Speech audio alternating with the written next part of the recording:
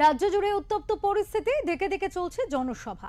শাসক দল বনাম বিরোধী দল, সভা নিয়েও চলছে জোর টেক্কা। কটাক্ষ পাল্টা কটাক্ষ চলছে রাজনৈতিক মহলে। রবিবার শুরুও প্রচারে আসানসোল উত্তর বিধানসভার গোবিন্দনগর মাঠে জনসভা করতে যাবেন তৃণমূল সুপ্রিমো মমতা বন্দ্যোপাধ্যায়। তার আগে জোর কদমে চলছে প্রস্তুতি, কড়া নজরদারির মধ্য দিয়ে প্রস্তুতির কাজ চলছে।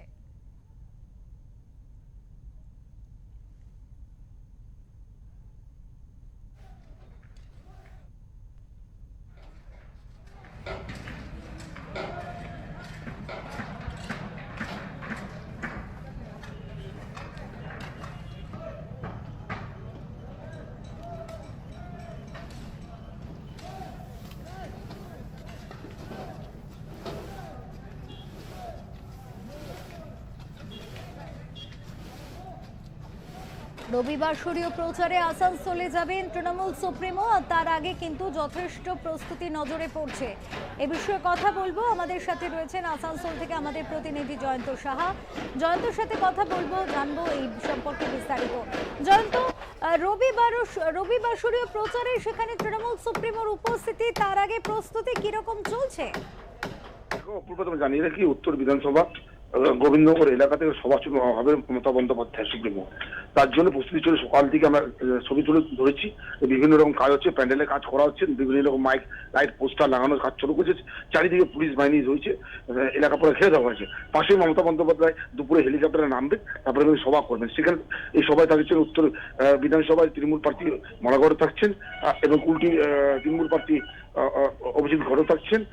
সঙ্গে থাকছেন দক্ষিণের তৃণমূল প্রার্থী তাপস বন্দ্যোপাধ্যায়, জামুরিয়া তৃণমূল প্রার্থী হরনাম সিং, নরেন্দ্রনাথ চক্রবর্তী, বারাবণী তৃণমূল প্রার্থী বিধান উপাধ্যায় সহ আর তৃণমূল নেতৃত্ব এবং কর্মীরা রয়েছেন। কিন্তু এই সভাকে ঘিরে একটা আনন্দ উৎসাহ কর্মীদের মধ্যে দেখা যাচ্ছে।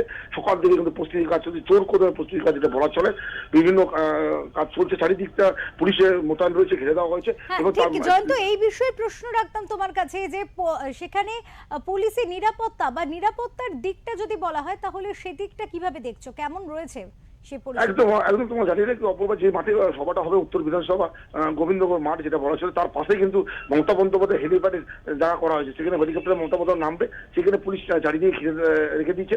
এবং যে মাঠটা আশেপাশে যে এলাকাগুলো করেছে সেগুলো ঘিরে দেওয়া হয়েছে, সেখানে রোডটাও ঘিরে দেওয়া হয়েছে। বিভিন্ন সাধারণ মানুষকে ওখানে কিন্তু প্রবেশ করতে দেওয়া হচ্ছে না।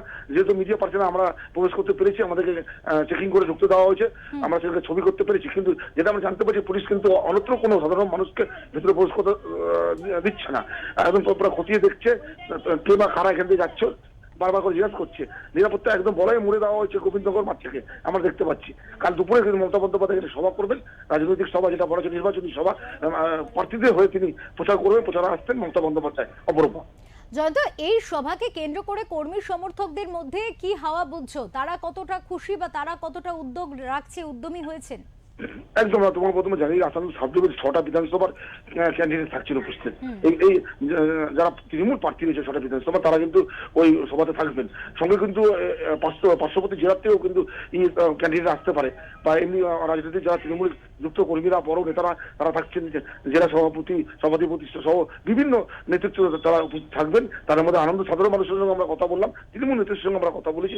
তারা কিন্তু সভা নিয়ে ব্যস্ত রয়েছে, তারা বলছে আমরা বিভিন্ন কাজের মধ্যে ব্যস্ত রয়েছি। নানা রকম পতাকা লাগানো, রোডের দুপাশে একদম মমতা বন্দ্যোপাধ্যায় স্বাগত পতাকা লাগানো কাজ, তারা প্রস্তুতি কাজ পরপর তুঙ্গে তুলছে, দেখতে পাচ্ছেন। জয়ন্ত, আসানসোলের দিকে তাকালে দেখা যায় আসানসোল কিন্তু নির্বাচনে যথেষ্ট একটা গেরুয়া ঝড় তুলেছে, এবং গেরুয়া মাটি কিন্তু সেখানে যথেষ্ট শক্ত। সেখানে তৃণমূল সুপ্রিমোর এই জনসভা, এবং সেখানে কি কোথাও গিয়ে তৃণমূল কর্মীদের সমর্থকদের বাড়তি অক্সিজেন যোগাবে? একদম 100 বার মমতা বন্দ্যোপাধ্যায় সভা করতে আসছে। কিছুদিন আগে মমতা বন্দ্যোপাধ্যায় রানীগঞ্জ খাতড়া মাঠে সভা করে যাচ্ছিলেন। সেখানে কিন্তু সব কিন্তু প্রার্থীরা ছিলেন, 9টা পশ্চিম বর্ধমান 9টা তৃণমূল যে যারা ক্যান্ডিডেট হয়েছিলেন তাদেরকে নিয়ে কিন্তু সভা করেছেন। তারপর দ্বিতীয় সভা করতে চলেছেন আসলে উত্তর বিধানসভা অঞ্চল গোবিন্দনগর মাঠে। তবে মমতা বন্দ্যোপাধ্যায় কিন্তু এখানে বাড়তি সময় দিচ্ছেন, সবার এক্সট্রা সময় দিচ্ছেন। পরপর দুটো সভা করলেন, এবং অভিষেক বন্দ্যোপাধ্যায় সভা করে দিয়ে গেছেন। পরপর কিন্তু সভা হচ্ছে, দেব কিন্তু প্রচার করে দিয়ে গেছেন। জোর দিচ্ছেন আসানসোল শহরকে, আসানসোল লোকসভা কেন্দ্রের 7টি যে বিধানসভা ক্ষেত্র আছে, সেখানে কিন্তু তৃণমূল কংগ্রেস জোর দিচ্ছে তাদের প্রচারে। মমতা বন্দ্যোপাধ্যায় সুপ্রিমো কিন্তু পরপর কিন্তু প্রচার করছেন, তার প্রচার সভা করছেন, এমনটা আমরা দেখতে পাচ্ছি। অনেক ধন্যবাদ জয়ন্ত, তোমাকে অনেক ধন্যবাদ। রবিবাসরীয় প্রচারে জনসভা করতে যাবেন আসানসোলে তৃণমূল সুপ্রিমো। তার আগের প্রস্তুতি পর্ব সম্পর্কে বিস্তারিত জানালেন আমাদের প্রতিনিধি জয়ন্ত সাহা।